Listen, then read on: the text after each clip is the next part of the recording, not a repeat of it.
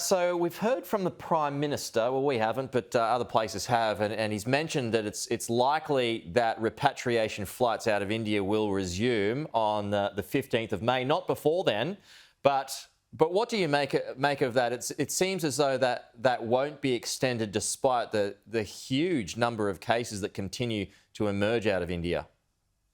Well, good morning, Pete. Look, I think the point I've made is that I thought that the decision by the Prime Minister was a poor decision because, frankly, it is either ham-fisted or a cynical Which distraction. part of it? Well, because you can have set up federal quarantine facilities. You could use Christmas Island or Howard Springs. This should have been done a year ago. And never before in our federation, Pete, has a government, a Commonwealth government, made it illegal for Australian citizens to come home. And at the height of the spikes of the US, the UK, Italy, this decision was not made to put a $66,000 fine or up to 5 years jail term for Australians wanting to come home. And I mean, the other thing I would raise too is that if he had actually put in the effort and the resources into federal quarantine facilities that were safe, you could have people coming in, more Australians coming in, doing their 14-day quarantines or 14-day quarantine in a safe place, a facility that's set up by the federal government. He didn't do that. And it's not like we're Nostradamus here, mate. Many people said the federal government has this responsibility and he botched it or squibbed it. Well, all the state leaders, though, decided that they'd take care of quarantine back in March last year. Well, that's interesting that you say that because the state leaders said they would do so with the assumption that the federal government would also come in and start to take responsibility for federal quarantine. And that's why they started all those hotel quarantine setup. Now, we know that there's been problems with hotel quarantine. My question has always been, why is Scott Morrison averse to actually taking responsibility? Why is he trying to mitigate his risk in all of this? The federal government is responsible for quarantine. But wouldn't you agree that hotel quarantine, for the most part, less than 1% of cases have leaked out into the community, but for the most part, more than 99%, hasn't it been successful?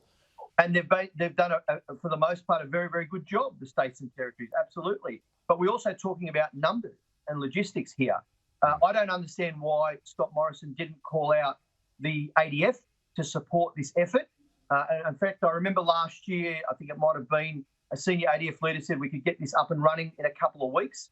They've got the expertise. The ADF is used in Southeast Asia and the Pacific for humanitarian relief and disaster. They can be called out to support the civilian government in times of crisis, which this obviously is. That wasn't done. And I just go back to the other point, Pete, that never before has a federation, in our federation, our democracy, made it illegal for Australian citizens to return home. It's outrageous. And it's a distraction from the fact that Morrison has failed. He's botched it. He said, he overpromised and he underdelivered. He said that he'd have all Australians home by Christmas and completely failed on that, on his own benchmark. But just for clarity purposes here, did you support a pause in the flights, just the flights part of it? Do you support that? Well, the pause in the flights is fine. I mean, this is going to happen if you have serious situations, and commercial airlines will make their decisions. And you know, but we don't even have. It's not like the government paused repatriation flights because they haven't got any.